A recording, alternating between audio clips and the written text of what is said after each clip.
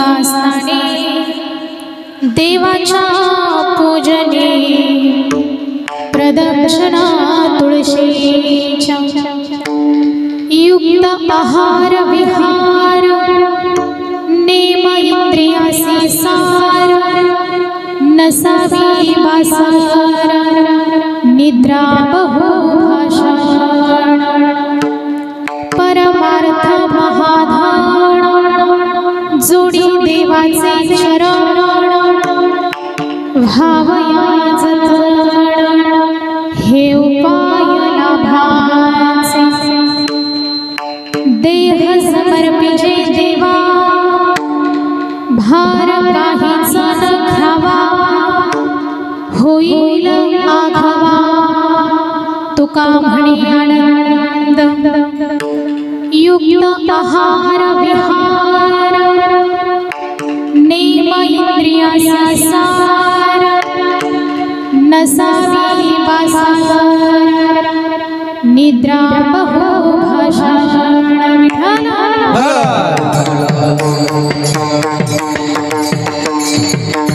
हरे विठ्ठल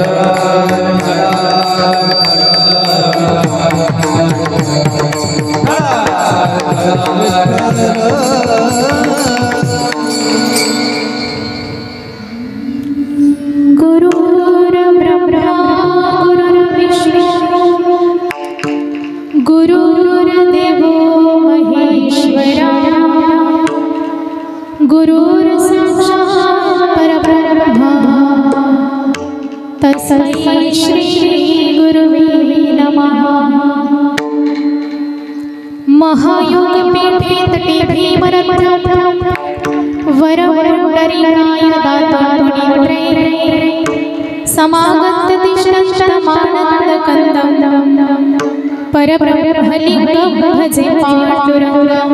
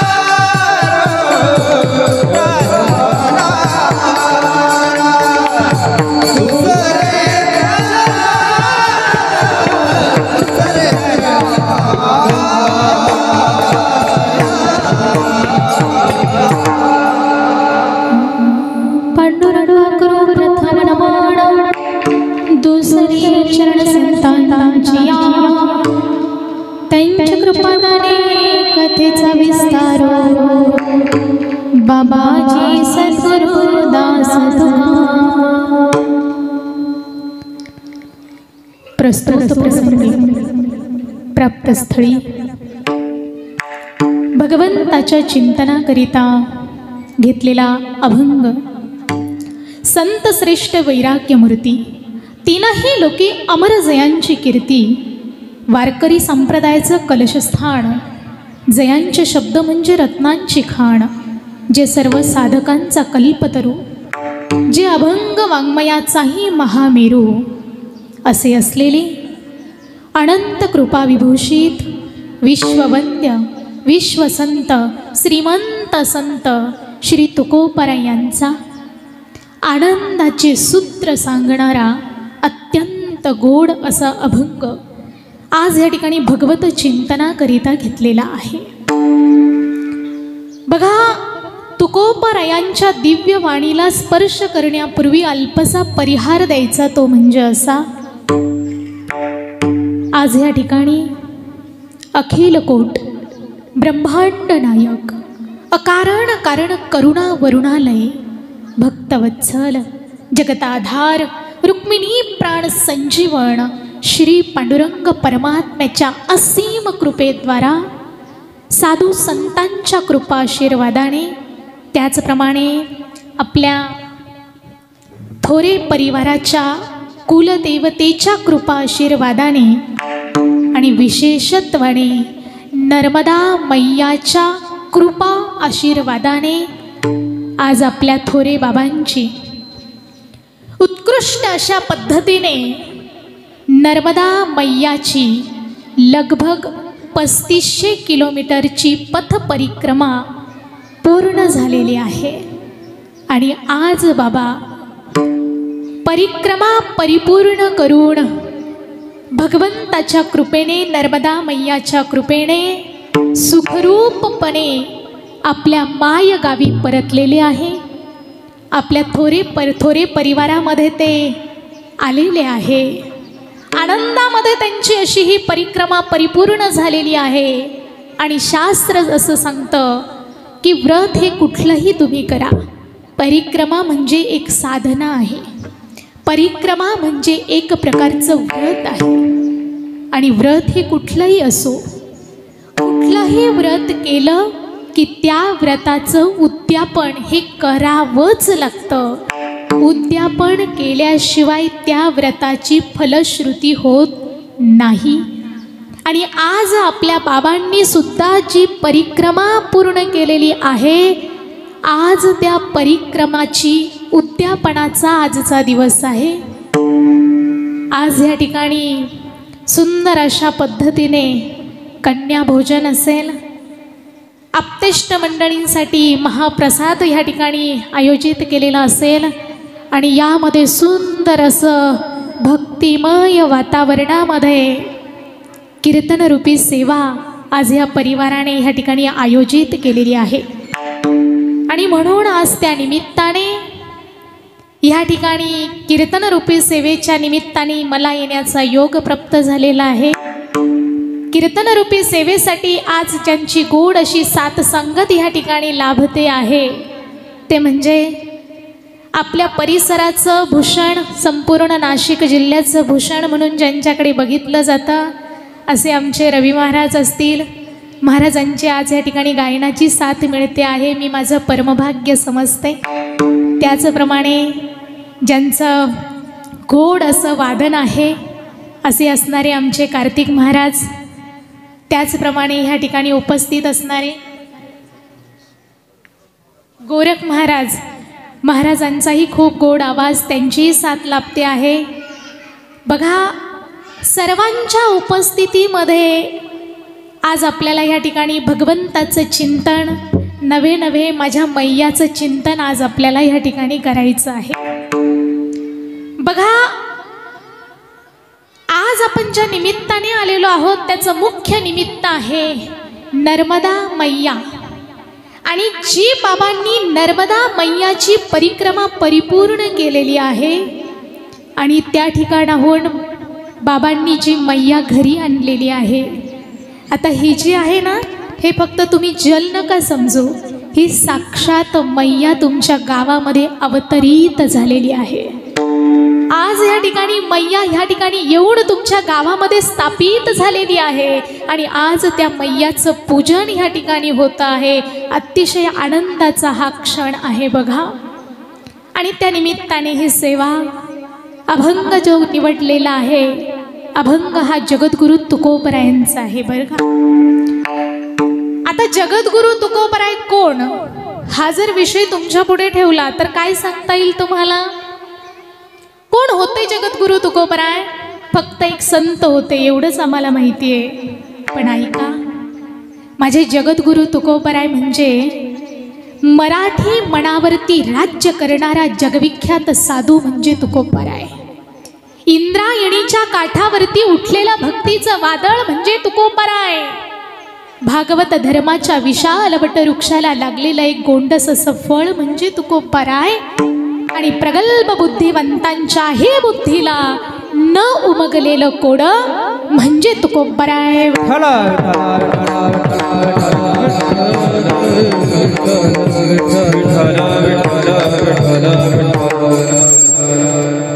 जगद्गुरु तुकोबराय एक साधू होते. साधू साधू कुणाला म्हणावं हो?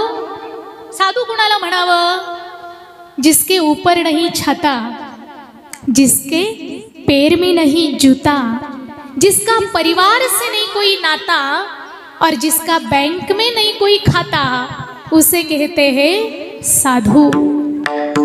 आणि असे संत मंदिराळीमधील उच्च क्रमांकावरती असणारे माझे जगद्गुरु तुकोबराय. या तुकोबरायांचा आपण अभंग आज या ठिकाणी निवडलेला आहे. मला कौतुक वाटतं की भगवान परमात्म्याने मला या संतांच्या भूमीत जन्माला घातलंय. तुम्हालाही त्याचा सार्थ अभिमान असला पाहिजे. सांगू तुम्हाला, आपली ही जी महाराष्ट्र भूमी आहे ना, ही संतांची भूमी आहे. संतांच्या पदस्पर्शाने पुनीत पावन झालेली आपली महाराष्ट्र भूमी आहे. संस्कृती प्रधान आपली महाराष्ट्र भूमी आहे. सर्वगुण संपन्न आपली महाराष्ट्र भूमी आहे.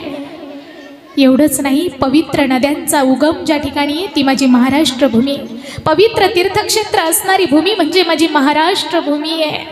पवित्र संतांनी ज्या ठिकाणी भगवंताने संतांच्या रूपामध्ये अवतार धारण केला, जेथे हरचदास जन्म घे हो, जेथे हरचदास जन्म घेते हो, जेथे हरचदास जन्म घेते हो, जेथे हरचदास जन्म घेते. पवित्र ते कुळा पावन कोलेच्या, पवित्र ते कुळा पावन कोलेच्या, पवित्र ते कुळा पावन कोलेच्या, पवित्र ते कुळा पावन कोलेच्या.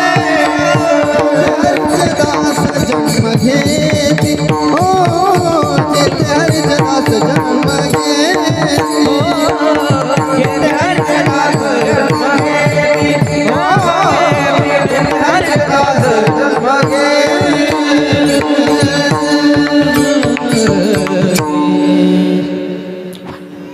महाराज म्हणताय की भगवंताने आपल्याला या भारतासारख्या भूमीमध्ये संतांच्या भूमीत जन्माला घातलंय.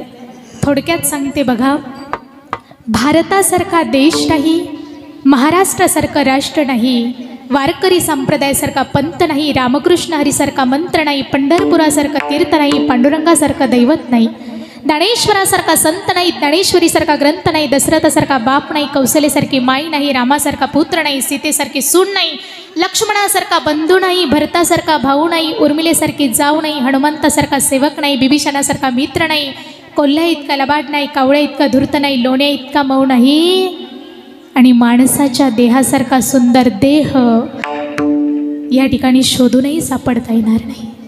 काय देह दिलाय भगवंताने, तोही महाराष्ट्रात. महाराष्ट्र कशाला म्हणावं? माणसाने माणूस बनून जीवन बनवा धष्ट आणि पुष्ट. शास्त्र सांगतं, संतांच्या ताटातलं खाल्लं पाहिजे उष्ट. वारकरी संप्रदायामध्ये लागत नाही जात पात आणि काष्ट, कारण आपल्या राष्ट्राचं नाव आहे महाराष्ट्र. असा असलेला आपला हा महाराष्ट्र, आणि या महाराष्ट्र भूमीमध्ये भगवंताने आपल्याला दिलेला हा मनुष्य जन्म. म्हणून महाराज म्हणतायत की मनुष्य जन्माला आल्यानंतर जोपर्यंत भगवंताने आपल्याला दिलेली इंद्रिय शाबूत आहे, ही जी भगवंताने दिलेली जी इंद्रिय आहे ना, हात पाय कान नाक डोळे, ही भगवंताने दिलेली जी इंद्रिय आहेत ती जोपर्यंत शाबूत आहेत तोपर्यंत ह्या इंद्रियांनी पुण्यकर्म केलं पाहिजे, इंद्रिय पवित्र करून घेतली पाहिजे. सुभाषितकारांनी वर्णन केलेलं आहे, हस्तो पवित्रम यदिदान पुण्य, पादो पवित्रम यदि तीर्थयात्रा, कंठो पवित्रम यदि नाम घोषम, हृदयो पवित्रम यदि ब्रह्मनिष्ठ. ज्या वेळेला आपले हात काहीतरी दानधर्म करतील तेव्हा हात पवित्र होतील, ज्या वेळेला पाय तीर्थयात्रा करतील तेव्हा पाय पवित्र होतील, ज्या वेळेला मुखाने देवाचं नामस्मरण करू तेव्हा मुख पवित्र होईल, आणि ज्या वेळेला हृदयामध्ये भगवान परमात्म्याला आम्ही स्थापित करू त्यावेळेला आपलं हृदय, आपलं संपूर्ण देह पवित्र होणार आहे. आणि म्हणून त्यासाठी महाराज म्हणतात, काही काळ एकांतामध्ये गेलं पाहिजे. आपल्या संपूर्ण देहाला, आत्म्यासहित देहाला जर पवित्र करायचं असेल तर काही काळ तरी आपण एकांतामध्ये जाऊन चिंतन करणं अत्यंत महत्त्वाचं आहे. त्या ठिकाणी चिंतना करता गेल्यानंतर चिंतनाला सुरुवात करण्यापूर्वी पवित्र असं गंगेचं स्नान केलं पाहिजे, त्यानंतर देवाचं पूजन केलं पाहिजे आणि तुळशी मैयाला प्रदक्षिणा घातली पाहिजे. हेच जगद्गुरु तुकोबराय अभंगाच्या प्रथम चरणात सांगतात.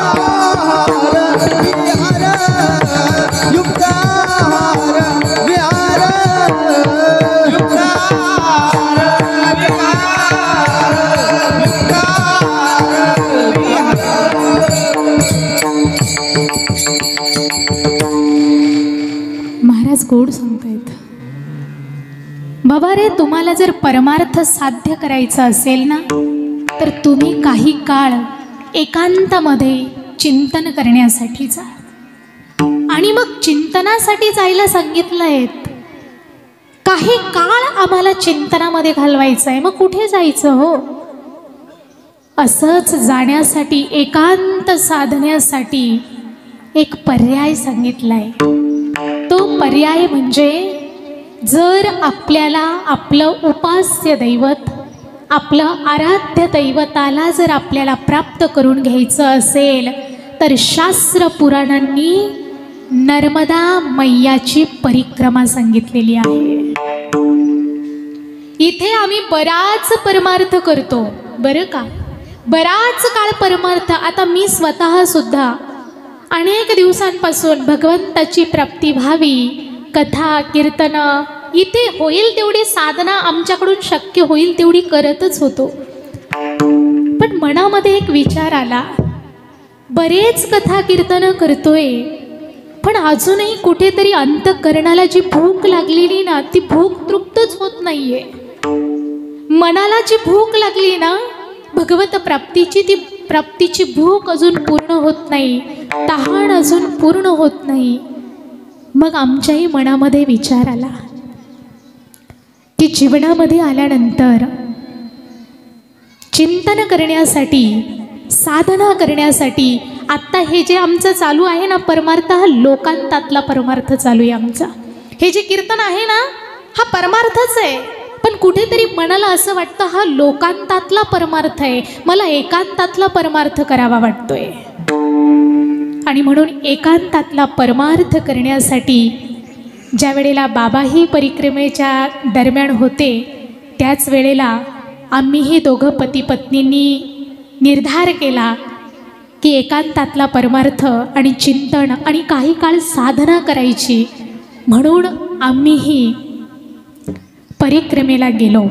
आता जवळपास मला असं वाटतं 25 नोव्हेंबर या कालावधीमध्ये आम्ही गेलो. बाबा तुम्ही किती तारखेला गेला होता? 21 नोव्हेंबर. हां बघा, 21 नोव्हेंबरचा तो कालावधी म्हणजे आपण जवळपासच होतो, आपली भेटही त्या ठिकाणी झाली होतीच. बघा, ज्या वेळेला आम्ही परिक्रमेला गेलो, आजचा विषय तोच आहे म्हणून मला त्यावरतीच चिंतन करावंसं वाटतं आहे. ही जी नर्मदा मैया तुम्ही ऐकताय, नर्मदा परिक्रमा, नर्मदा परिक्रमा, पण ही नर्मदा नेमकी कोण आहे हो? काय आहे काय ही नर्मदा? नर्मदा म्हणजे कोण? आपल्या शेजारच्या पप्याची आई? नर्मदाई नाही ती. ही नर्मदा कोण आहे तर मेकल राजाची कन्या. हा मेकल राजा कोण आहे मग? तर मेकल राजा म्हणजे साक्षात कालोका काल, महाकाल, देवाधिदेव महादेव. आणि महादेवाची जी कन्या आहे तिचं नाव आहे नर्मदा. भगवान भोलेनाथाची जी मुलगी आहे तिचं नाव आहे नर्मदा.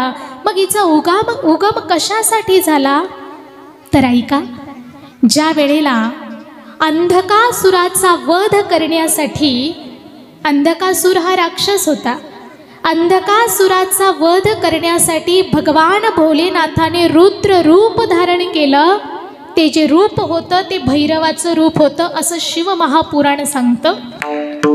ज्या वेळेला भोलेनाथाने ते रुद्र रूप धारण केलं, अंधकासुराचा वध केला आणि मेकल पर्वतावरती भगवान भोलेनाथ ध्यानस्थ अवस्थेमध्ये बसले. परंतु भगवान भोलेनाथांच्या शरीरामधून घाम प्रकट झाला आणि त्याच घामाचा एक थेंब जमिनीवरती पडला आणि त्या घामाच्या थेंबातून एक सुंदर अशी कन्या निर्माण झाली. अवघी 7 ते 8 वर्षाची ती छोटीशी कन्या प्रकट झाली. तिने भोलेनाथाचं दर्शन घेतलं आणि भोलेनाथांकडे पाहिल्यानंतर भोलेनाथांनी तिला नर्मदा म्हणून हाक मारली. काय? नर्मदा. नर्मदा या शब्दाचा अर्थच आहे दुःख हरण करनेवाली. दुःख हरण करनेवाली जो है उसे नर्मदा कहते हैं. अशी असणारी ती नर्मदा, त्या ठिकाणी समस्त देवी देवता त्या ठिकाणी आले. सर्वांनी नर्मदा मैयाकडे पाहिलं, सर्वांनी नर्मदा मैयाला नमस्कार केला आणि भोलेनाथांनी नर्मदा मैयाला सांगितलं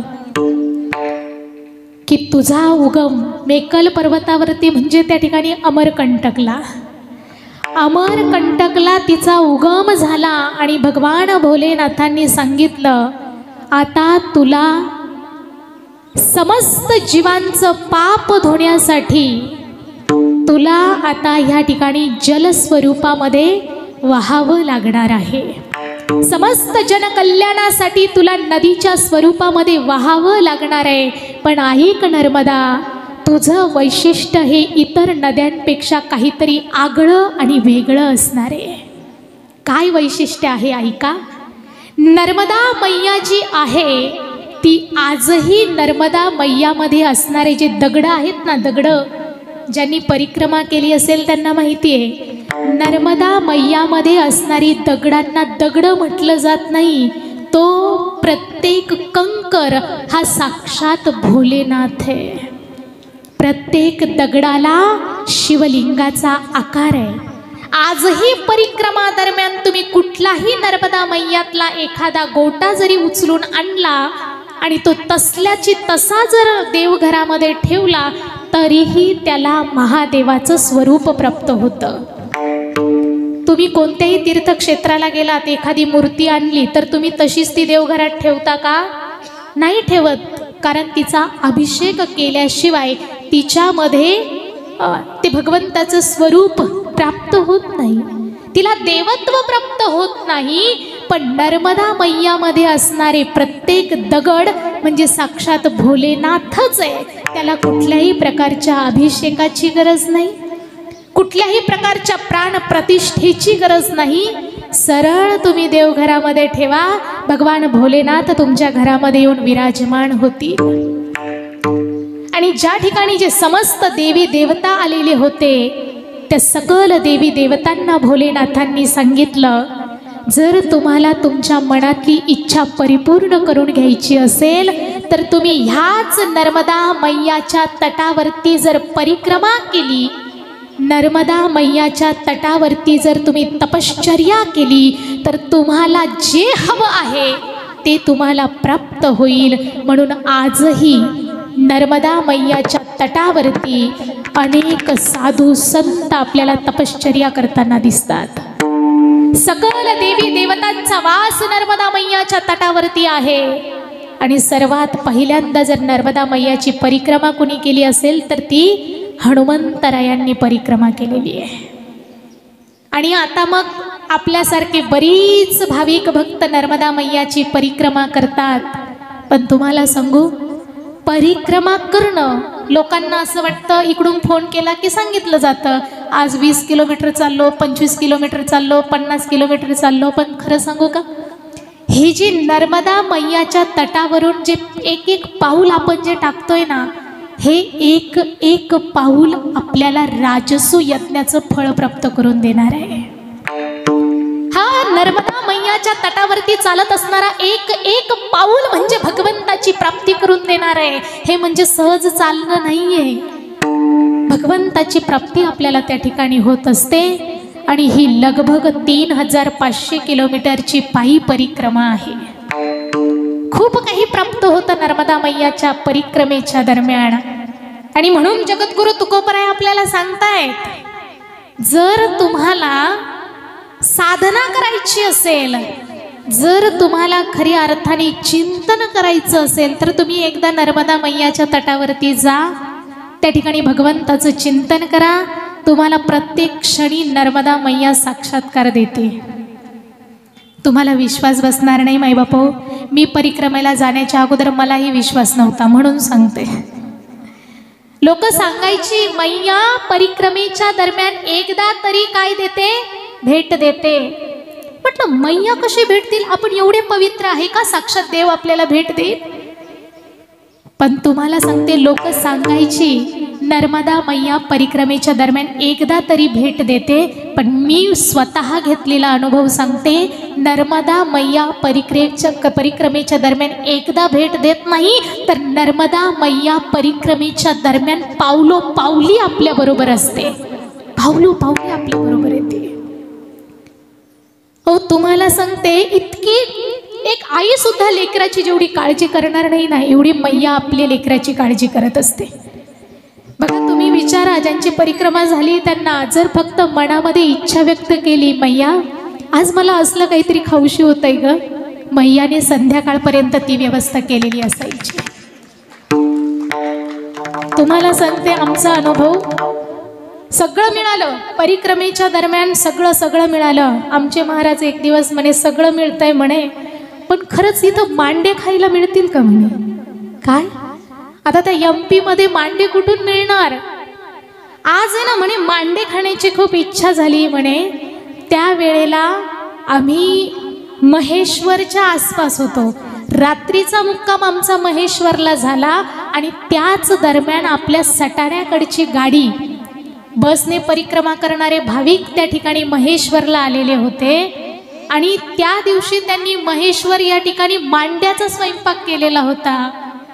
त्यांनी आम्हाला बघितलं, त्यांनी ओळखलं आणि म्हणे ताई काही करा पण आज तुम्ही आमच्याकडे जेवणालाच चला म्हणे। त्यांना आम्ही म्हटलं नाही आमचं झालंय, जो प्रसाद मिळाला तो आम्ही खाल्ला, नको। नाही म्हणे तुम्ही चलाच म्हणे। आम्ही गेलो आणि समोर ताटामध्ये त्यांनी वाढलं तर मांडे अक्षरशः आम्ही त्या दिवशी दोघंही नवरा बायको रडलो। म्हणजे आई सुद्धा एवढी इच्छा, एका दिवसात आई सुद्धा आपली इच्छा परिपूर्ण करू शकत नाही, अशी ती मैया आहे। जे म्हटलं का ते ती प्राप्त करून द्यायची, अशी ती मैया। परिक्रमा साधना करण्यासाठी मैयाचा तट अत्यंत पवित्र आहे आणि केली पाहिजे ती जीवनात परिक्रमा। तुकोबराय सांगतात, काळ सारावा चिंतन, एकांत सांगितलेला आहे। परिक्रमेच्या दरम्यान मनुष्य एकांतातच राहतो. तुम्हाला वाटत असेल आम्ही दोघं पती पत्नी जरी बरोबर गेलो असलो तरी आम्ही बरोबरच होतो, असं नाही बरं का. बाबांना विचारा, ग्रुप बाबाही आमच्याबरोबर 2-3 दिवस बरोबर होते आम्ही, पण नर्मदा मैया बरोबर कोणालाही चालू देत नाही. ग्रुपनी तर मुळीच चालू देत नाही, ती कितीही जीवाची जीवलग असू द्या. नर्मदा मैया ग्रुपने चालू देत नाही. काहीतरी 1-2 दिवसाचा अंतर तर पाडतेच, नाहीतर काही किलोमीटर तरी आपण मागे राहतोच. अहो लोकांचं जाऊ द्या, आम्ही दोघं नवरा बायको यांना म्हटलं आपण कसं काय आपलं एकमेकांपासून आपली कशी काय ताटातूट होईल. म्हटलं आपण तर बरोबरच आहे, लय फार तर झालं तर 2 किलोमीटर तुम्ही पुढे आणि 2 किलोमीटर मी मागे राहील, एवढाच फरक पडेल ना. पण ज्या दिवशी मी असं बोलले ना, त्याच्याच दुसऱ्या दिवशी नर्मदा मैयाने आमची अशी ताटातूट केली की ते पुढच्या गावात आणि मी मागच्याच गावात. जे बोललं ना ती पुढच्या गावात ती एक बरोबर चालूच देत नाही. विचार करा, जर ती नवरा बायकोला बरोबर चालू देत नाही तर इकडून गेलेली कितीही लोक एका ग्रुपनी गेलेली असली, एका जीवाने गेलेले असले तरी ती बरोबर चालू देत नाही, कारण तिला एकांत लागतो. ग्रुपमध्ये जर तुम्ही गेलात तर त्या ठिकाणी संसाराच्या गप्पा होतात, पण तुम्ही एकांतामध्ये एकटे चाललात तर तिच्याशिवाय आणि तुमच्याशिवाय दुसरं कुणीच नसतं, म्हणून तुम्ही फक्त आणि फक्त तिचं चिंतन करत चालतात. म्हणून एकांत जर पाहायचा असेल तर तो नर्मदा मैयाच्या तटावरती आहे, तिथे एकांत आहे. एकांतवासी गंगा स्नाने. चालता चालता नर्मदा मैयाचा तट जवळच असतो, वाटलं तेव्हा स्नान करायचं. स्नान केल्यानंतर पुन्हा मनुष्य पवित्र, चिंतन करायचं, गंगेचं स्नान करायचं आणि देवाचं पूजन करायचं. परिक्रमेला गेलेली लोक सहसा घरीही देवाची पूजा करतात की नाही माहीत नाही, पण त्या ठिकाणी गेल्यानंतर प्रत्येक व्यक्ती परिक्रमेच्या दरम्यान सकाळी पहाटे 4 वाजेला उठून 5 वाजेला आरती घेणार म्हणजे घेणारच. बाकीच्या कुठल्याही गोष्टीमध्ये खंड झाला तर चालेल, पण आरतीमध्ये खंड होत नव्हता. संध्याकाळच्या 6-6:30 वाजेला आरती होणार म्हणजे होणारच. म्हणजे त्या ठिकाणी आम्ही फक्त देवाचंच पूजन करत होतो. आणि मग पुढे महाराजांनी सांगितलंय प्रदक्षिणा तुळशीची. आणि बघा, जीवनामध्ये तुळशीची प्रदक्षिणाही केली पाहिजे. तुळस ही अत्यंत महत्त्वाची आहे बरं का. तुम्ही ऐकलं असेल, सर्व झाडे दिवसा ऑक्सिजन बाहेर सोडतात आणि कार्बन डायऑक्साईड आत घेतात, आणि रात्रीची कार्बन डायऑक्साईड बाहेर सोडतात आणि ऑक्सिजन आत घेतात. पण ह्या विश्वामध्ये एकमेव अशी वनस्पती आहे की ती 24 घंटे फक्त आणि फक्त ऑक्सिजनच बाहेर टाकते. ती फक्त ऑक्सिजनच जर देत असेल तर तिचं नाव फक्त आणि फक्त तुळशी आहे.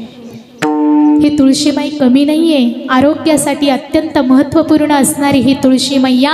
आणि ज्याच्या दारापुढे तुळशीचं झाड आहे, ज्याच्या दारापुढे तुळशीचं झाड म्हणजे वृंदावन बरं का. मी वृंदावन म्हणते, खाली जमिनीत उगवलेल्या त्याला नाही, वृंदावन अतिशय महत्त्वाचं आहे. ज्याच्या घरापुढे तुळशी वृंदावन आहे त्याच्या घरी साक्षात माझ्या भगवान विष्णूची कृपा असते. एवढंच नाही, भगवान विष्णू लक्ष्मी त्या घरामध्ये वास करत असते. म्हणून घराच्या पुढे तुळशी वृंदावन असावं आणि एक तरी परिक्रमा त्या तुळशी वृंदावनाला एक तरी प्रदक्षिणा ही रोज घातली गेली पाहिजे. बघा, ठीक आहे महाराज, एकांतवास जीवनामध्ये महत्त्वाचं आहे, काही काळ चिंतनामध्ये घालवणं अत्यंत महत्त्वाचं आहे. पण महाराज पुढे जाऊन सांगताय, साधना करायला निघालायत ना तुम्ही, मग फार पोट भरून जेवणं साधनेसाठी चांगलं नसतं बरं का. जर पोट भरून जेवण केलं तर साधना होत नाही.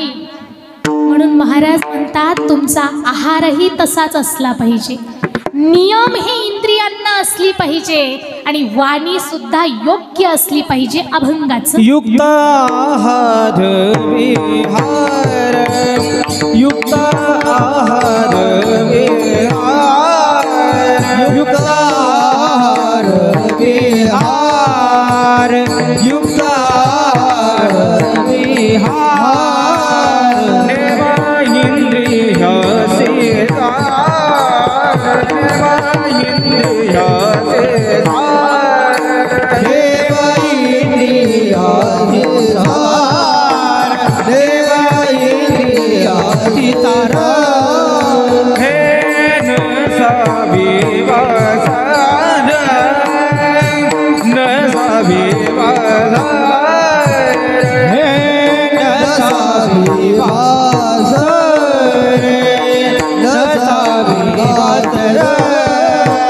निद्रा बहु भाषण निद्रा बहु भाषण निद्रा बहु भाषण निद्रा बहु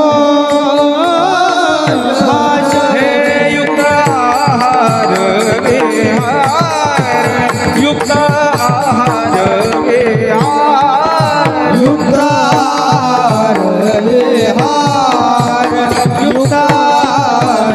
विहार युक्त आहार विहार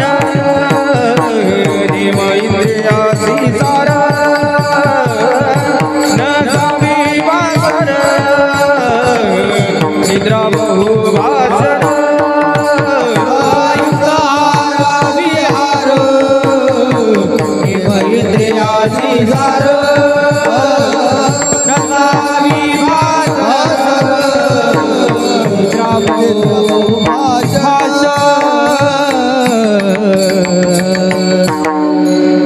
एकदा टाळी वाजवा की.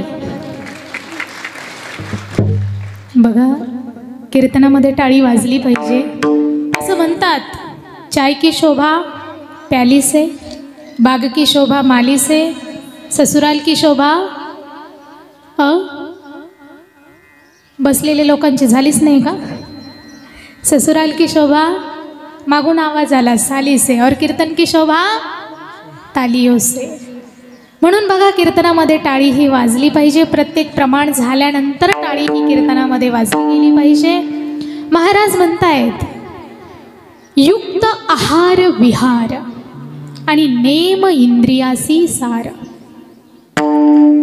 ज्या वेळेला आपण परमार्थ साध्य करायला निघालोय ना, साधनेला ज्या वेळेला आम्ही सुरुवात केली ना, त्यावेळेला आपला आहार सुद्धा कमी असावा. आणि प्रकृतीसाठी आहार हा कमीच असला पाहिजे. आहार कमी असला पाहिजे, जेवण जास्त करून नाही. तुम्हाला एक गोष्ट सांगते, पोटामध्ये भूक नसताना जो जेवण करतो त्याला विकृती म्हणतात. पोटामध्ये भूक असताना जो जेवण करतो त्याला प्रकृती म्हणतात. आणि पोटामध्ये भूक असूनही स्वतःच्या ताटातलं समोरच्याच्या मुखात जो खाऊ घालतो ना, त्याला भारतीय संस्कृती म्हणतात. हे फक्त इथंच होतं. सांगायचं मला फक्त एक आहे की ह्या पोटामध्ये जेवण सुद्धा कमी असावं. आणि उदाहरण मी माझ्या परिक्रमेतलंच देईल बघा तुम्हाला.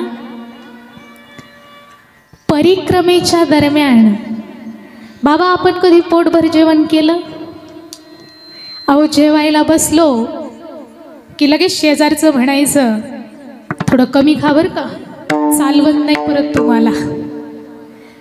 जेवायला बसलं की जेवणाच्या अगोदरच चिंता, कारण पोटभर जेवण केलेलं असताना चालवत नसायचं आम्हाला.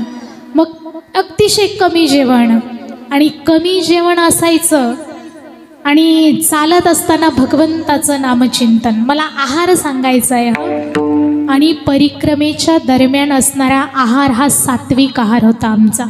तुम्ही म्हणाल ताई आम्ही घरी पण सात्विकच आहार खातो. हो, पण आपण जो घरी आहार बनवतो, स्वयंपाक बनवतो, प्रत्येक भाजीमध्ये आपली कांदा आणि लसूणाशिवाय आपली भाजीच होत नाही. एखाद्या दिवशी जर आपल्या माई माऊलींनी जर लसूण घालायचं विसरल्या तर पुरुष वर्ग म्हणतात आज भाजीला चवच आली नाही. लसणाशिवाय आम्हाला चव येत नाही. पण शास्त्र सांगतं लसूण आणि कांदा हे तामसिक वृत्ती निर्माण करतं.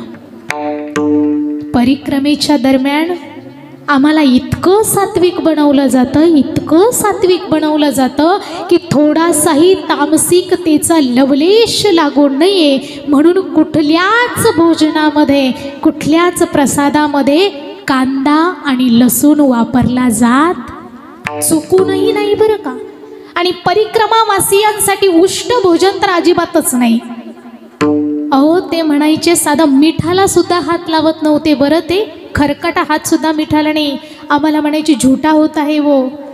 परिक्रमावासी म्हणजे साक्षात मैया आहे आणि मैयेला आम्ही असं उष्ट देणार नाही. एवढी सेवा, एवढी सेवा, इतका सात्विक आहार त्या ठिकाणी प्राप्त होतो. आणि महिला मंडळ, आपल्यालाही घरामध्ये तसाच सात्विक आहार बनवायचा आहे.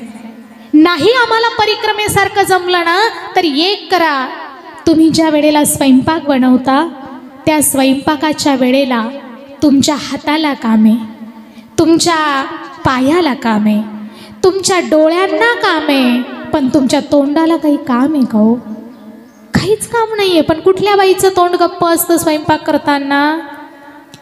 हिचं काय झालं आणि तिचं काय झालं, ही कोणाबरोबर गेली आणि ती कोणाबरोबर आली? काय करायचे आपल्याला लोकांचं बोलून? आपण जे बोलतोय ना त्याचा भाव त्या स्वयंपाकामध्ये उतरतोय. म्हणून महिला वर्ग, स्वयंपाकाच्या वेळेला हे चित्त शुद्ध ठेवत जा, विचार सात्विक ठेवा आणि हसत खेळत भगवंताच्या नामचिंतनात स्वयंपाक बनवा. काही लागत नाही हो. चपाती लाटायला सुरुवात केली की मुखाने देवाचं भजन करायचं. ज्या देवाचं आवडेल त्या देवाचं करा ना. रामकृष्ण हरी म्हणा, ओम नमः शिवाय म्हणा, राधेश्याम म्हणा, जे आवडेल ते भजन करा, पण करा. कारण जर तुम्ही नामस्मरण करत जर स्वयंपाक बनवला तर तुम्ही बनवलेला स्वयंपाक हा स्वयंपाक राहत नाही, तो महाप्रसाद बनतो. आणि ज्या घरामध्ये असा महाप्रसाद रोज बनत असेल त्या घराचं वातावरण हे मंदिराचं वातावरण तयार होतं. साक्षात लक्ष्मी नारायणासहित 33 कोटी देवी देवतांचा वास त्या घरामध्ये राहतो. म्हणून महिला मंडळ, मी नेहमी सांगते, बाईनी जर ठरवलं तर ती घराचा स्वर्गही बनवू शकते आणि बाईनी जर ठरवलं तर ती घराचा नरकही बनवू शकते. एवढी ताकद आहे आमच्या महिलांमध्ये. म्हणून महिला मंडळ, सात्विक स्वयंपाक, सात्विक आहार कसा बनेल यासाठी तुम्ही लक्ष दिलं पाहिजे. नामस्मरण करत स्वयंपाक केला पाहिजे. युक्त आहार, पुढे महाराजांनी विहार सांगितलाय. विहार, त्या ठिकाणी आपण वावरत असताना सुद्धा आचरण शुद्ध ठेवून वावरणं फार गरजेचं आहे. बघा, तुम्ही परिक्रमेच्या दरम्यान जात असतानाच ज्या वेळेला आपण ओंकारेश्वरला जातो बाबा, संकल्प करण्याच्या अगोदर आपला सांसारिक संबंध परिपूर्णपणे त्या ठिकाणी संपला जातो. सगळं काही ज्या वेळेला, म्हणजे आपला आणि घरच्यांचा काही संबंध नाही. ज्या वेळेला आपण दाढी कटिंग करतो त्या वेळेला घरच्यांशी संबंध तोडला जातो. मग परिक्रमेला गेल्यानंतर घरी विटाळ पडो नाहीतर सुतूक पडो, हे आपल्याला लागू होत. त्याचं कारण असते संबंध परिपूर्णपणे तोडला जातो. आणि म्हणून बघा, त्या ठिकाणी गेल्यानंतर संपूर्ण चारित्र्य संपन्न जीवन जगत परिक्रमा करत असतो. विहार एकदम व्यवस्थित असतो. युक्त आहार विहार, नेम इंद्रियासी सार. शरीराला नियम लावून दिलेले असतात परिक्रमेच्या दरम्यान. नियम कसले नियम? परिक्रमेचे नियम तुम्हाला माहिती आहे. तसं पाहायला गेलं तर परिक्रमेचा पहिला नियम आहे, शास्त्र असं सांगतं की परिक्रमा 3 वर्ष 3 महिने आणि 13 दिवसाची असावी. शास्त्राने हाच खरा नियम सांगितलेला आहे. पण तुमच्या माझ्यासारख्या संसारिक जीवाला एवढं पण शक्य, साधू संत लोक आजही करतात बरं का. साधू संत लोक आजही 3 वर्षाची परिक्रमा करतात, चातुर्मासही पाळतात. आपल्याला तेवढं शक्य नाही. परंतु जेवढे काळ परिक्रमेमध्ये आहोत तेवढे काळ आमच्या इंद्रियांना नियम घालून दिलेले आहेत. पहाटे उठणं, नर्मदा मैयाचं स्नान करणं, स्नान केल्याबरोबर आपल्या जवळ असणारी जी नर्मदा मैया आहे त्या नर्मदा मैयाला स्नान घालणं, तिचं पूजन करणं. पूजन केल्यानंतर आपलं संपूर्ण साहित्य आपल्या पाठीवरती घेणं आणि नर्मदा मैयाच्या तटाने पुन्हा चालायला सुरुवात करणं. पण चालत असताना मुखामध्ये फक्त एकच असतं, काय? नर्मदे हर, नर्मदे हर, नर्मदे हर. दुसरं काहीच मुखामध्ये नाही. फक्त आणि फक्त तिचा चालू असलेला जप आमच्या इंद्रियांसाठी तो असलेला फार मोठा नियम आहे. पण परिक्रमेला जाऊन जर आम्ही घरच्या गोष्टींचं जर चिंतन करत असू तर मैया आपली परिक्रमा पूर्ण होऊ देत नाही. बरेच बघितले असेल तुम्ही, निम्म्या रस्त्यावरून घरी यावं लागतं, काही ना काही कारणाचं घरी यावं लागतं. त्याला कारण तेच आहे. तुम्हाला सांगू, परिक्रमेच्या दरम्यान मैया परीक्षा पण घेते बरं का, आणि प्रत्येकाची घेते. नर्मदा मैया परिक्रमेच्या दरम्यान परीक्षा प्रत्येकाची घेते. तुम्हाला सांगते, माझी सुद्धा परीक्षा घेतली आहे. ज्या वेळेला आम्ही अमरकंटकच्या मागे होतो ना, अमरकंटकच्या मागे असताना मैयाने माझी अशी परीक्षा घेतली. पाय, ज्या वेळेला माझा उजवा पाय आणि गुडघा, आता मला ह्या वयामध्ये मलाही शंका पडली, गुडघा अजिबातच एक पाऊल सुद्धा मला टाकू देईना. आणि अचानक झालं बरं का, अचानक झालं, गुडघा अजिबात चालू देईना. आम्ही एक दिवस तिथेच आराम केला, तरीही गुडघ्याला काहीच फरक पडेना. शेवटी नर्मदा मैयाजवळ गेले, तिच्या तटावरती गेले, तिचं जल असं हातामध्ये घेतलं आणि तिचं जल हातामध्ये घेऊन तिला एकच म्हटलं, मैया, मी तुझा साक्षात सगुण असलेलं रूप तुझं मी पाहिलेलं नाहीये.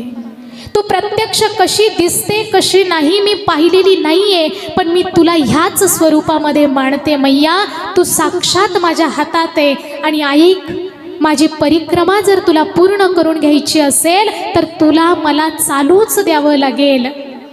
आणि जर तू मला चालू दिलं नाही तर मी सुद्धा एवढी हट्टी आहे की मी ह्या ठिकाणाहून घरी परतणार नाही. मला कितीही वेळ लागो, मी तुझ्या ह्याच तटावरती बसून राहील असं म्हटली. आणि तेवढं जल हातातलं होतं, फक्त तेवढ्या गुडघ्याच्या जागेवरती लावलं. तुम्हाला सांगते, माझ्या नर्मदा मैयाने अशी कृपा केली, फक्त त्या तटावरून त्या जागेवरून फक्त उठले. आणि जसं एखाद्या पाय चोळणाऱ्या व्यक्तीने पाय चोळल्यानंतर नाही का तू चालून पाहायला लावतो, फक्त तेवढं चोळलं आणि 2 पावलं पुढे गेले. तुम्हाला सांगते, दुखणं म्हणजे काय होतं हेच मला माहीत राहिलं नाही. इतकी ती मैया आपली काळजी करणारी असते.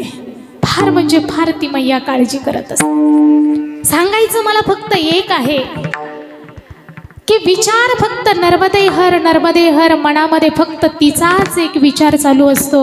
आणि जर एखाद्याच्या मनामध्ये जरी एखाद्याबद्दल वाईट शब्द मुखामध्ये आला, एखाद्याबद्दल जर फक्त वाईट शब्द जरी मुखातून बाहेर पडला ना, परिक्रमेदरम्यान एखाद्या परिक्रमावासियांना सवय असते कधी कधी एकमेकांना थोडंसं वाईट बोलण्याची, नावं ठेवण्याची, निंदा करण्याची.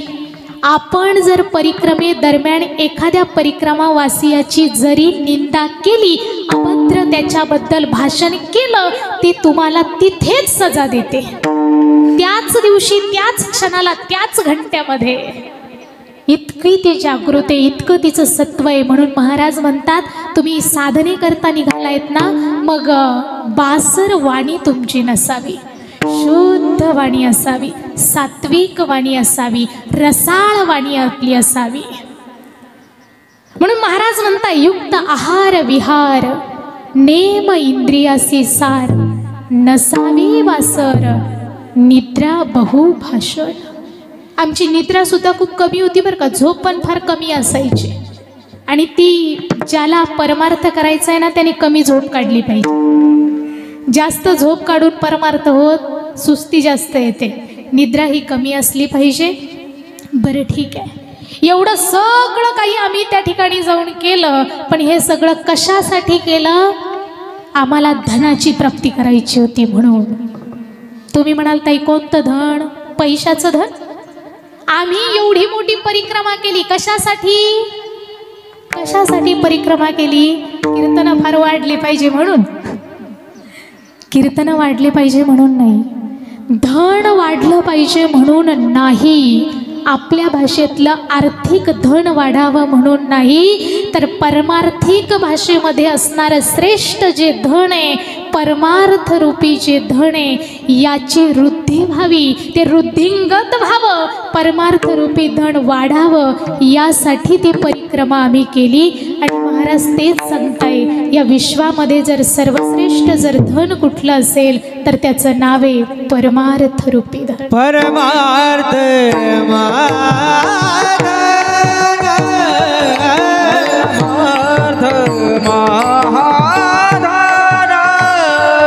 जोडी देवाचे चरण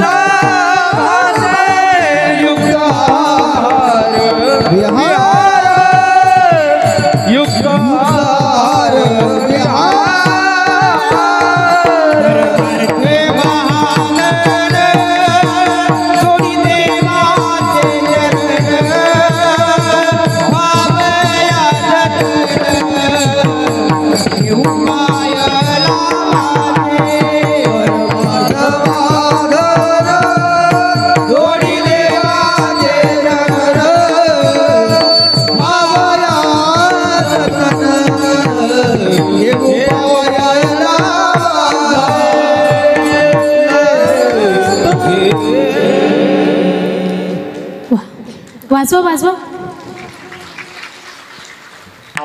महाराज म्हणतायत परमार्थ हे महाधन सांगितलेले आहेत.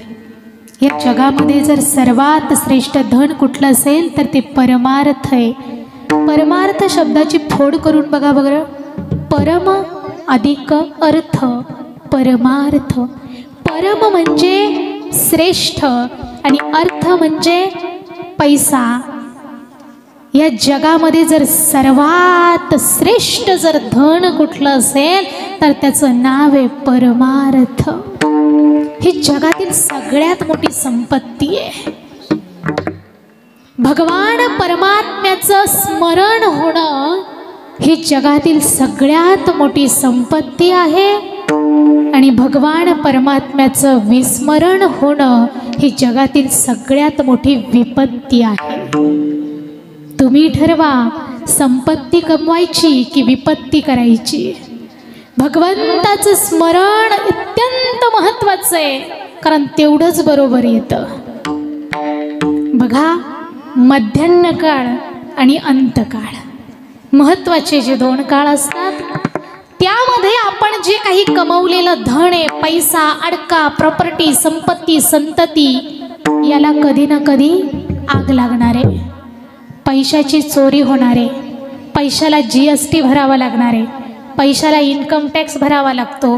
पैशाचा सक्का भाऊ वाटा मागतो आणि आपण मेलो की पैसा आपली संगत सोडून देतो. पण परमार्थ रूपी जे धन आहे त्या परमार्थ रूपी धनाचं तसं नाही आहे. परमार्थ रूपी धनाला कधी आग लागत नाही. परमार्थ रूपी धनाला कधी GST भरावा लागत नाही. परमार्थ रूपी धनाची चोरीही होत नाही. आणि परमार्थ रूपी धन हे असं धन आहे आपण मेलो तरी आपली संगत मात्र सोडत नाही. ते धन जर या विश्वामध्ये कुठलं असेल तर त्याचं नाव आहे परमार्थ रूपी धन. आणि म्हणून हेच परमार्थ रूपी धन जर तुम्हाला वाढवायचं असेल ना तर तुम्ही करा. एकदा तरी नर्मदा मैयाची परिक्रमा तुम्ही करा.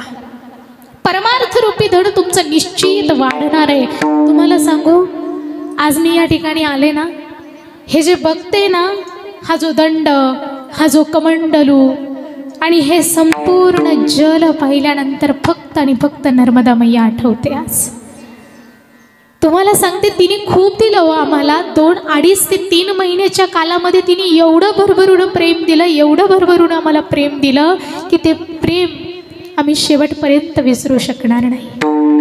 लोकांना वाटत असेल इकडे आल्यानंतर काही लोक म्हणतील एवढे धडधाकट आणि ह्या काठ्या या दंड तुम्हाला काय गरज आहे हे दंड घेऊन चालायची. तुम्हाला सांगते या दंडाचं काम, हा दंड म्हणजे तुम्हाला दिसायला फक्त लाकडाची काठी दिसते, पण परिक्रमावासियांना विचारून बघा ही काठी आहे का? ही साक्षात रिद्धी आणि सिद्धी आहे. कमंडलू रिद्धी आहे, दंड म्हणजे सिद्धी आहे. हीच रिद्धी आणि सिद्धी आम्हाला संपूर्ण परिक्रमेमध्ये आमचं हे दोघं रक्षण करतात. परिक्रमावासियांचे जर बॉडीगार्ड कोण असतील ना, तर परिक्रमावासियांचे बॉडीगार्ड म्हणजे ही दंड आणि हा कमंडलू, हे दोन आमचे बॉडीगार्ड होते. आणि याचा वापर तुम्ही परिक्रमेच्या दरम्यान शूलपाणी हा भाग ऐकला असेल. घरी ज्या वेळेला परिक्रमावासियांचे फोन येत असतील तेव्हा सांगत असतील ना, शूलपाणी लागायच्या अगोदर आपण एक फोन करतो घरच्यांना. शूलपाणी सुरू होते आता, 8 दिवस काही फोन लागणार, फोनची वाट काही पाहू, असा पहिला अगोदर फोन करूनच दिलेला राहतो.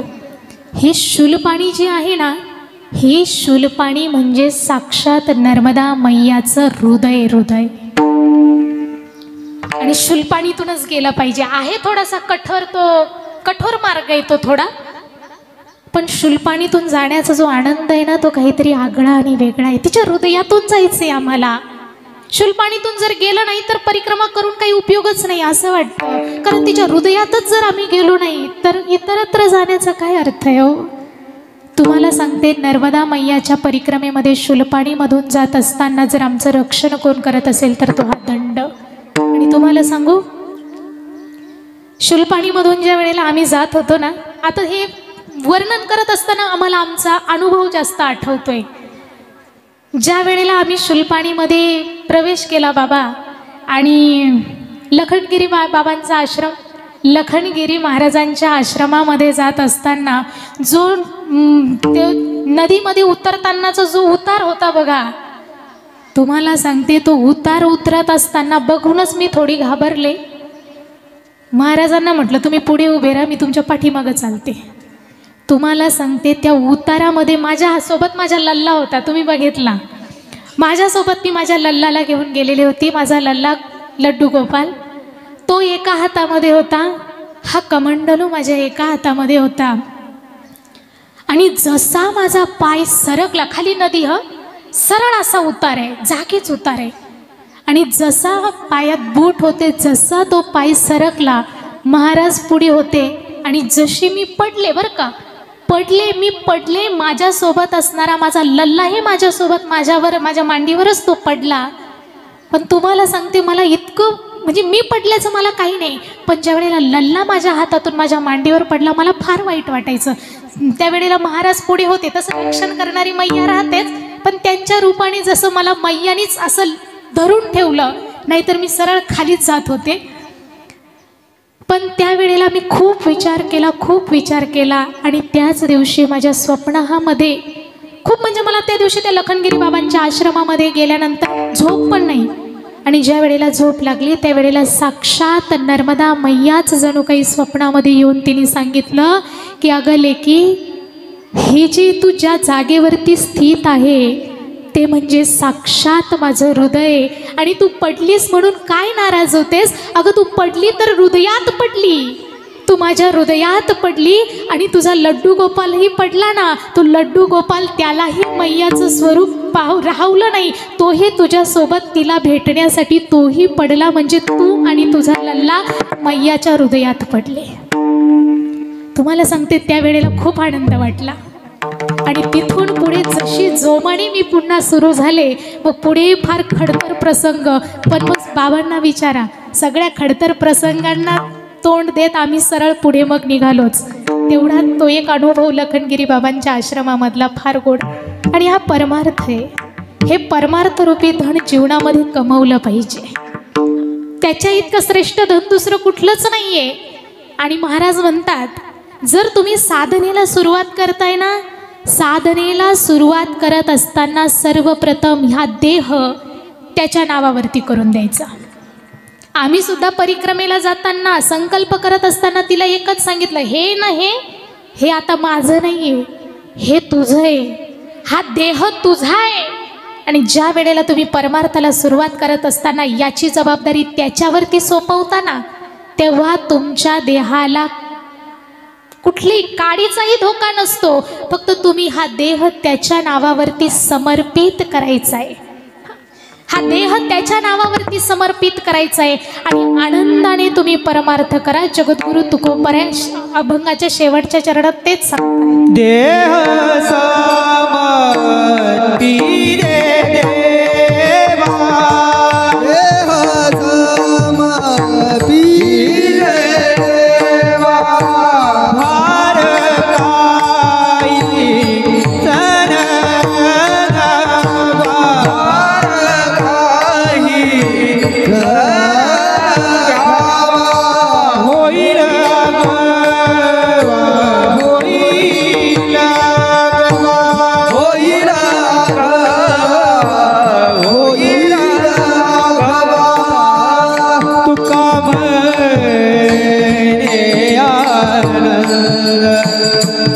तुका भणे आनंद युक्त आहार विहार नेम इंद्रियाती सार. तुका भणे आनंद तुका भणे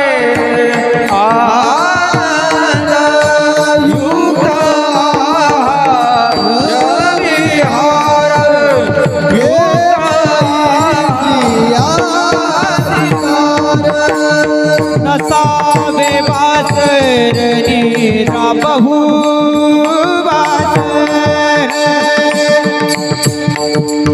हे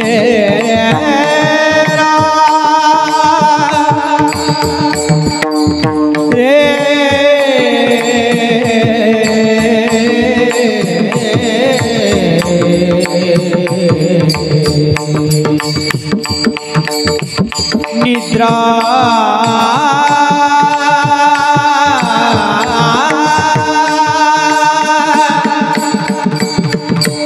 रे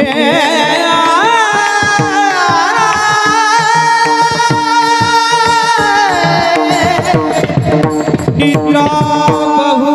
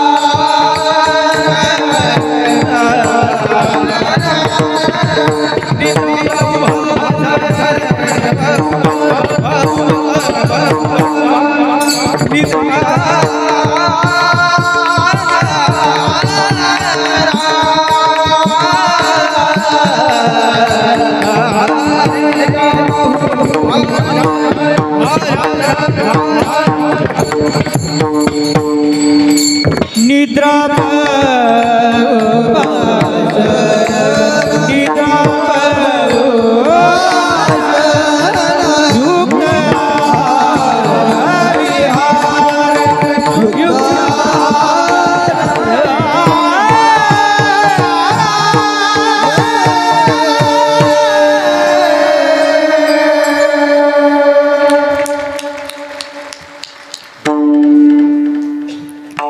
महाराज म्हणतायत, देह समर्पिजे देवा, भार काहीच न घ्यावा, होईल आघावा तुका म्हणे आनंद.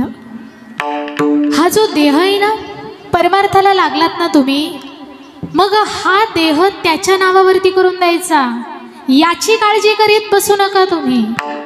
देह समर्पिजे देवा, भार काहीच न घ्यावा.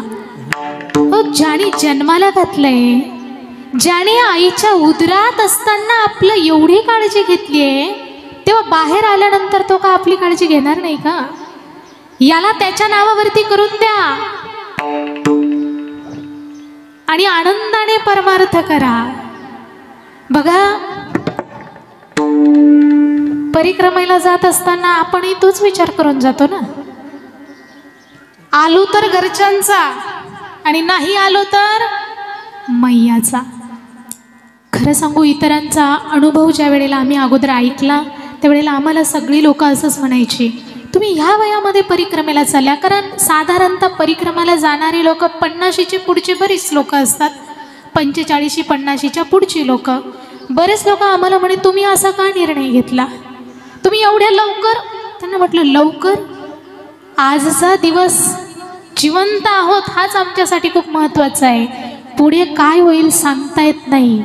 आणि ज्या वेळेला घराच्या बाहेर पाऊल टाकलं ना, माझा 7 वर्षाचं लेकरू आहे, पण 7 वर्षाच्या लेकराकडे 2 दिवस अगोदर त्याला बघितलं आणि त्याला मामाच्या घरी नेऊन टाकलं. म्हटलं, घराच्या बाहेर पाऊल टाकत असताना मी त्याला बघू शकत नाही, कारण माहीत नव्हतं. ज्या वेळेला मी पुस्तक वाचत होते नर्मदा मैयाचं, त्यावेळेला असं आलो तर आलो, नाही तर त्या ठिकाणी प्रवास एवढा भयानक असतो की येण्याचीही संभावना नसते. म्हणून त्याला मी मामाच्या घरी त्याला काढून दिलं आणि आम्ही मैयाच्या परिक्रमेला निघालो. संकल्प करत असतानाच त्यावेळेला सांगितलं होतं, हे तुझं आहे आता. माझ्याकडे जर शिल्लक काय असेल तर ते फक्त मन आहे, आणि ते मनही आता मला तुला द्यायचं आहे. मनही मैयाला दिलं. देह तर अगोदरच भगवंताच्या नावावरती सोपवलेला होता. तुम्हाला सांगते, इतक्या व्यवस्थितपणे तिने अगदी तळ हातावरती झेलून आम्हाला पुन्हा ओंकारेश्वरला आणून पोहोचवलं. आणि ज्या वेळेला आम्ही ओंकारेश्वरला आलो, संकल्प सोडला, ज्या वेळेला मैयाचं पूजन पुन्हा आम्ही करू लागलो, माघारी यायचं आहे ना आता. ज्या वेळेला सगळे परिक्रमावासी माघारी येत असताना पुन्हा मैयाचं ज्या वेळेला त्या ठिकाणी कुंकू लावून ज्या वेळेला मैयाला दिवे समर्पित करतो, त्यावेळेला कितीही कठोर काळजाचाही मनुष्य असला, कितीही दगडाच्या काळजाचा मनुष्य असला शेवटच्या क्षणाला मैयाचं पूजन करत असताना तो व्यक्ती ढसाढसा रडतो मैयाकडे बघून. अक्षरशः राहत नाही त्या क्षणाला. कारण जेवढी काळजी आपल्या आईने सुद्धा कधी घेतलेली नसते ना, तेवढी काळजी त्या मैयाने आपली केलेली असते. ती साक्षात आपली आई झालेली असते. ज्या पद्धतीने एखादी सासूरवाशीन मुलगी माहेराला सोडून जाताना तिची जी अवस्था होते ना, अगदी तीच अवस्था मैयाला सोडून ज्या वेळेला माघारी येताना घरी येतो ना आम्ही, अगदी तीच अवस्था आमची होती. मला सांगते, राहत नाही. आणि आमच्या सद्गुरूंनी मला सांगितलं होतं की ज्या वेळेला मैयाचं पूजन केलं की तिच्याकडे पाठमोरी वळून बघायचं नाही पुन्हा. कारण मागे जर वळून बघितलं तर तिचा जो काही आपल्यावरती आधार असतो तो निघून जातो. ती कायम स्वरूपी आपल्या पाठीशी राहावी याकरता एकदा शेवटचं तिचं पूजन केलं की पुन्हा तिच्याकडे मागं वळून बघायचं ना, जशी पाठ फिरवली तशी माघारी यायचं. तुम्हाला सांगते, आत्ता आम्हाला घरी येऊन जवळपास 15-20 दिवस झाले, पण अजूनही असा एकही क्षण जात नाही की त्या वेळेला मैयाची आठवण येत नाही. म्हणून तुम्हाला सांगते, ती मैया आपल्या माईसारखी आपली काळजी करते. आणि आज बाबांनी ती पूर्ण परिक्रमा परिपूर्ण करून आज या ठिकाणी आपल्या माहेगावी परतलेले आहे. सुंदर असं या ठिकाणी कार्यक्रम आज या ठिकाणी त्यांनी आयोजित केला. आणि त्या निमित्ताने आपल्या सर्व आप्तेष्ट मंडळींना या ठिकाणी आमंत्रित केलेलं आहे. पण त्यांनी हा जो कार्यक्रम आयोजित केला त्याच्या पाठीमागे एकच की आपल्या सर्वांच्या मुखातून सुद्धा नामस्मरण घडावं, हा एकच उद्देश आहे. म्हणून आपण सर्वांनी मिळून त्या भगवंताचं नामचिंतन करण्यासाठी हात एकदा वरती करायचे. सर्वांनी हात वरती करा आणि त्या भगवंताचं गोड असं आपल्याला भजन करायचंय.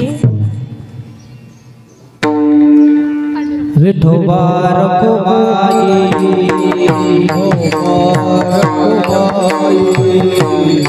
एक टाळी. हरी हरी हरी हरी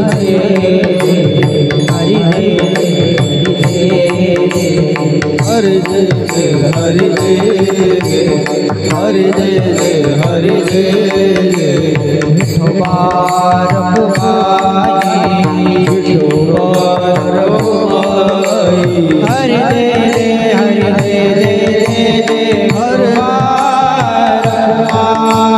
हरि जय हरि हरि जय विठोबा रखुमाई, हरि जय हरि हरि जय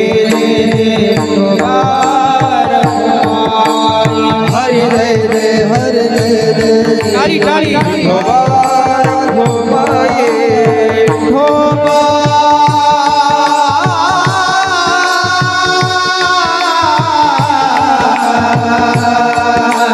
हरि जय विठोबा रखुमाई, विठोबा रखुमाई, विठोबा रखुमाई, हरि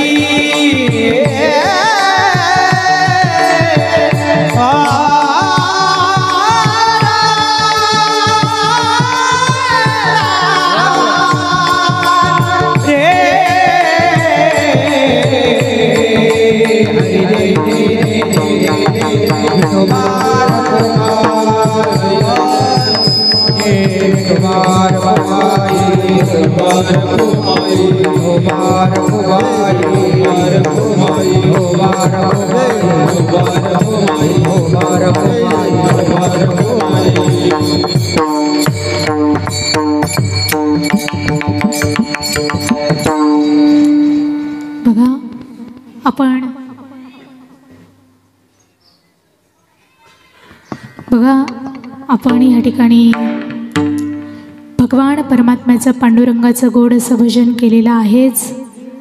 पण जिच्या निमित्ताने आज आपण या ठिकाणी एकत्रित आलेलो आहोत ती मैया, तिचं सुद्धा एकदा गोड असं भजन करणं फार गरजेचं आहे. तिचा जय जयकार करणं गरजेचं आहे. म्हणून पुन्हा एकदा हात वरती करायचे, नर्मदा मैयाचं भजन करायचं आता आपल्याला. नर्मदे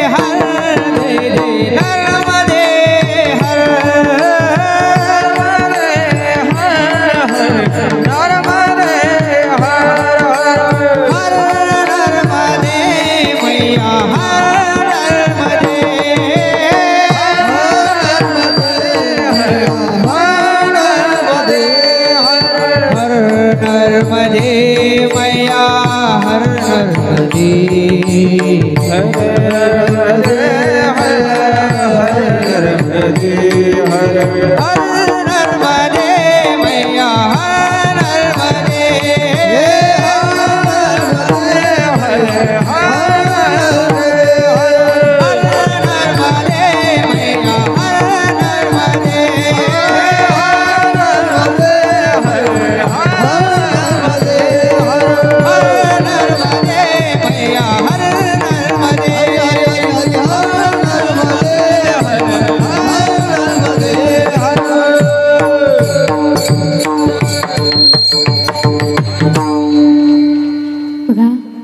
नक्कीच आपल्या अंतरीची हाक त्या नर्मदा मैयापर्यंत पोहोचली असेल यात तीळमात्र शंका नाही.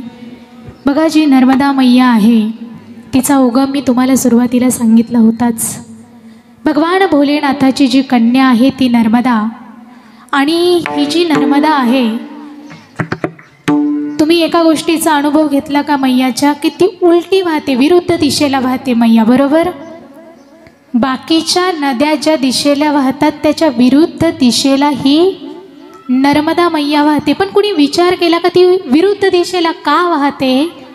त्याचं कारण बघा असं आहे, थोडक्यात सांगते, मला माहिती वेळ झालेला आहे, पण थोडक्यात ती विरुद्ध दिशेला का वाहते हे तुम्हाला कळणं गरजेचं आहे. ज्या वेळेला नर्मदा मैयाच्या पित्याने म्हणजे मेकल राजाने ज्या वेळेला नर्मदा मैयाचा विवाह निश्चित केला, तिचा विवाह निश्चित केला सोनभद्र नावाच्या राजासोबत. तो सोनभद्र नावाचा जो राजा होता त्याला नर्मदा मैयाने बघितलेलं, तिनेही त्याला बघितलेलं नव्हतं आणि त्यानेही तिला बघितलेलं. पूर्वीचा काळ असाच होता, एकमेकांना न पाहता आईवडील विवाह ठरवायचे. आता तसं नाही, आता आईवडिलांनी न पाहता पोरपोरीच विवाह ठरवतात. पण तो पूर्वीचा काळ. मैयाने बघितलेलं नाही, पण मैयाने फक्त सोनभद्र राजाच्या रूपाचं वर्णन मात्र ऐकलेलं होतं. सोनभद्र राजा दिसायला अतिशय रूपवान होता आणि ते वर्णन ऐकल्यामुळे त्या मैयाला काही राहावे ना, मैयाने काय केलं, नर्मदा मैयाने तिची एक जी दासी होती ना त्या दासीला सांगितलं की माझा असा असा निरोप सोनभद्र राजाला घेऊन जा, सोनभद्र राजाकडे माझा निरोप घेऊन जा. ती दासी थोडी जास्तच हुशार होती. ती नर्मदा मैयाला म्हणाली, मैया मी तुमचं काम करेल, पण एवढ्या मोठ्या राजाकडे जायचंय, तुमच्या होणाऱ्या पतिदेवाकडे मला जायचंय, मग मी तुमची दासी म्हणून शोभली पाहिजे ना, मग तुम्ही मला तुमचे वस्त्र परिधान करण्यासाठी द्या. मैया साधी भोळी, तिने वस्त्र देऊन टाकले. मैया तुमची आभूषणं मला घालण्याकरता दिली तर बरं होईल ना, एवढ्या मोठ्या मैयाची मी दासी आहे. मैयाने आपल्या गळ्यातील आभूषणं सुद्धा त्या दासीच्या गळ्यामध्ये घालायला दिली. आता जणू काही ती दासीच राजकन्या वाटू लागली. ती दासी सोनभद्र राजाकडे गेली आणि सोनभद्र राजाचं रूप पाहून ती दासी एवढी भाळली की सोनभद्र राजाला असं वाटलं हीच माझी नर्मदा आहे. काय वाटलं? हीच माझी नर्मदा मला भेटायला आली आणि तिनेही असं दाखवलं का मीच तुमची पत्नी नर्मदा आहे. आणि दोघांनाही असं त्या सोनभद्र राजाला वाटलं हीच नर्मदा आहे. त्यांचा विवाह त्या ठिकाणी झाला. ते एकमेकांच्या समवेत राहू लागले. इकडं नर्मदा मैया मात्र दासीची वाट पाहून पाहून थकली. दासी काही माघारी येईना. शेवटी नर्मदा मैया निघाली आणि ती सोनभद्र राजाच्या तिथपर्यंत येऊन पोहोचल्यानंतर तिने लांबून बघितलं की सोनभद्र आणि तिची दासी समवेत बसलेले बघितल्यानंतर नर्मदा मैयाला पहिल्यांदा एवढा राग आला की त्या दोघांना एकत्र बघून नर्मदा मैया जशी तिथे आली होती तशी तिथून उलटी जशी माघारी फिरली तशी ती आजपर्यंत विरुद्ध दिशेलाच वाहते. म्हणून नर्मदा मैया ही विरुद्ध दिशेला वाहण्याचं हे तिचं एकमेव कारण आहे. आणि बघा, अजून एक थोडक्यात सांगते, नर्मदा मैया क्षणोक्षणी आपल्याबरोबर असते. ज्या वेळेला केशवानंद स्वामी, दादा धुनीवाले बाबा म्हणून आजही ते प्रसिद्ध आहे. बघा, ज्या वेळेला ते केशवानंद स्वामी परिक्रमेच्या दरम्यान होते, परिक्रमा त्यांनी अगदी लहान वयामध्ये संन्यास घेतला आणि भगवान भोलेनाथाला प्रसन्न करून घ्यायचं म्हणून ते नर्मदा मैयाची परिक्रमा केल्यानंतर भगवंत मला प्रसन्न होतील या हेतूने ती परिक्रमा करू लागले. पण परिक्रमा किती दिवसाची? 3 वर्ष 3 महिने आणि 13 दिवसाची. आणि ती परिक्रमा ते स्वामी करू लागले. परिक्रमा करत असताना त्यांनी अशा किती परिक्रमा केल्या? 12 परिक्रमा केल्या. त्याही आपल्यासारख्या 3 महिन्याच्या नाही बरं का, 3 वर्षाच्या. किती वर्ष लागली असतील त्यांना 12 परिक्रमा करण्यासाठी? 40 वर्ष गेले. पण भोलेनाथ काही भेटले नाही. त्यावेळेला माघारी येत असताना मैयाच्या तटावरती एक सायखेडे म्हणून गाव आहे. वय आता बरंचसं झालेलं, पण अजून भोलेनाथ भेटत नाही आहे. म्हणून त्या स्वामींनी विचार केला, अरे ज्या देहाला भगवंताने अजून प्रिय केलेला नाही तो देह जिवंत ठेवण्यात काहीच अर्थ नाही. म्हणून रात्रीच्या 3 वाजेला ते नर्मदा मैयाच्या तटावरती आले आणि मैयामध्ये चालू लागले. त्यांनी समाधी घ्यायचं ठरवलं होतं, जलसमाधी. आणि पाण्यामध्ये त्या ठिकाणी पात्रामध्ये पुढे जात असताना गुडघ्यापर्यंत पायापर्यंत ते मैयाच्या पात्रात उतरले. अचानक मागून एक कन्या पळत आली आणि ती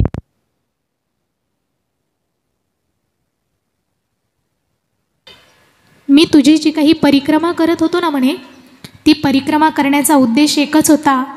माझं आराध्य दैवत जे आहे साक्षात भोलेनाथ, मला त्या भोलेनाथाची साक्षात्कार व्हावा, भोलेनाथ मला प्रसन्न व्हावे, यासाठी मी तुझी परिक्रमा करत होतो म्हणे.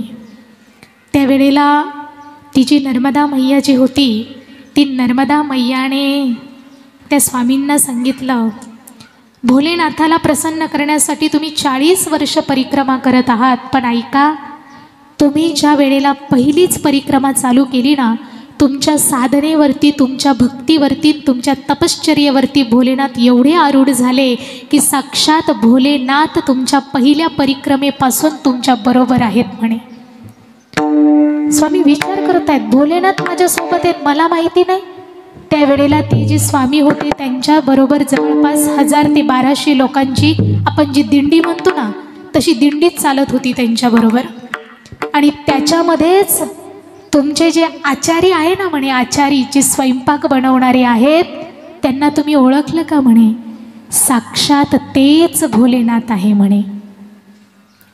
विश्वास बसेना स्वामींना, कसं शक्य आहे म्हणे? तो तर आचारी, आणि तो तर कधीच भगवंताचं नामस्मरण करत नाही म्हणे. तो फक्त लोकांना खाऊ घालण्यातच पटा येते म्हणे. तो फक्त स्वयंपाकच बनवतो, तो कधीच भजन करत नाही म्हणे. आणि तो महादेव. मैया म्हणे, जर विश्वास बसत नसेल तर आत्ता जाऊन बघा म्हणे. त्या ठिकाणी निघाले ते स्वामी आणि आल्यानंतर पहाटचे 4 वाजलेले होते.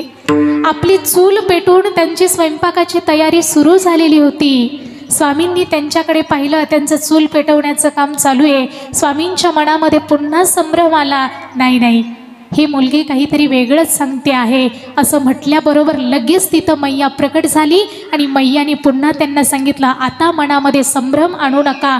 जर तुम्हाला विश्वास नसेल तर तुम्ही त्या स्वामींच्या शरीराला स्पर्श करून बघा. त्यावेळेला ते स्वामी त्या आचार्याजवळ गेले आणि त्यांच्या शरीराला स्पर्श केला. स्पर्श केल्याबरोबर भगवान परमात्म्याचं अक्राळ विक्राळ असं रूप महादेवाचं प्रगट झालं. भोलेनाथ त्या ठिकाणी प्रगट झाले आणि ते स्वामी एवढे ढसाढसा रडू लागले. स्वामींना विचार करू लागले, 40 वर्षापासून माझा महादेव माझ्या सोबत आहे आणि तोच भोलेनाथ माझी सुद्धा सेवा करतोय. 40 वर्षापासून माझा भगवंत माझी सेवा करतोय. अश्रू राहवत नाहीये, ढसाढसा डोळ्यातून अश्रू निघतायत. त्यावेळेला भगवान महादेवाने सांगितलं, आता इथे परिक्रमा खंडित करू नको, तुझी परिक्रमा पुढे चालूच राहू दे. परंतु त्या स्वामींनी त्या ठिकाणी भगवान भोलेनाथाचा त्या ठिकाणी साक्षात्कार झाल्यानंतर त्याच ठिकाणी आजही खंडव्यामध्ये बघा, खंडव्यामध्ये दादा धुनीवाले बाबा म्हणून जे प्रसिद्ध आहे ते हेच केशवानंद स्वामी त्या ठिकाणी विराजमान आहेत. ही साक्षात त्या ठिकाणी असणारी अनुभूती आहे. मैया कुणाच्या स्वरूपामध्ये कशी आपल्यासोबत चालत असते ते आपल्याला कळत सुद्धा नाही. मला सांगायचं फक्त एक आहे की परिक्रमेच्या दरम्यान मैया प्रत्येकाच्या सोबत असते. आणि आज आपल्या गणपत बाबा थोरे बाबांच्या समवेत जी मैया होती, आज ती मैया बाबांनी आपल्या ह्या मरळगुई गावामध्ये आणलेली आहे. आज तिचं सुंदर अशा पद्धतीने या ठिकाणी पूजनही झालेलं आहे. सुंदर अशा पद्धतीने भगवंताच्या नामचिंतनात नवे नवे नर्मदा मैयाच्याच नामचिंतनात तिचं गोड असं पूजन झालेलं आहे. म्हणून बघा, आज या ठिकाणी कीर्तनरूपी सेवेसाठी ज्यांची गोड अशी साथसंगत लाभलेली आहे, मी सुरुवातीलाही सांगितलं, ज्यांचा गोड असा आवाज आहे, आपल्या परिसराचं वैभव जे आहे ते म्हणजे आमचे रवी महाराज. गोड अशी महाराजांनी गायनाची साथ दिली. महाराज तुमचे मनापासून आभार. ज्यांनी गोड अशी मृदुंगाची साथ दिलेली आहे आमचे कार्तिक महाराज, तुमचेही मनापासून खूप खूप आभार. इकडे असणारे गोड ज्यांचा आवाज आहे आमचे गोरख महाराज, महाराज तुमचे मनापासून आभार. विनेकरी बाबा आणि समस्त ग्रामस्थ भजनी मंडळ, पंचक्रोशीमधून उपस्थित असणारी भजनी मंडळ, आमचे चोपदार बाबा, त्यांचेही मनापासून खूप खूप आभार. आणि बघा, तुमच्या सर्वांच्या आशीर्वादाने मला जन्माची साथ खूप गोड मिळालेली आहे.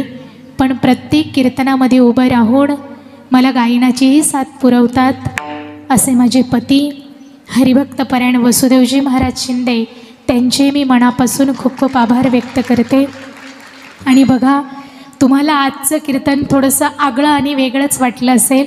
इतर कीर्तनामध्ये आपण साक्षात जगाचा मालक, विटेवरच्या मालकाचं चिंतन ऐकतो, बरोबर.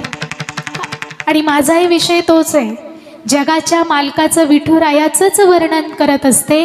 पण आजचा जो कार्यक्रम आहे, आजचा कार्यक्रम हा मैयाचा कार्यक्रम आहे. इतर कीर्तनामध्ये आपण जगाच्या मालकाचंच वर्णन करतो, पण मला असं वाटतं आजच्या कीर्तनामध्ये मैयाचंच वर्णन करणं अत्यंत महत्त्वाचं होतं.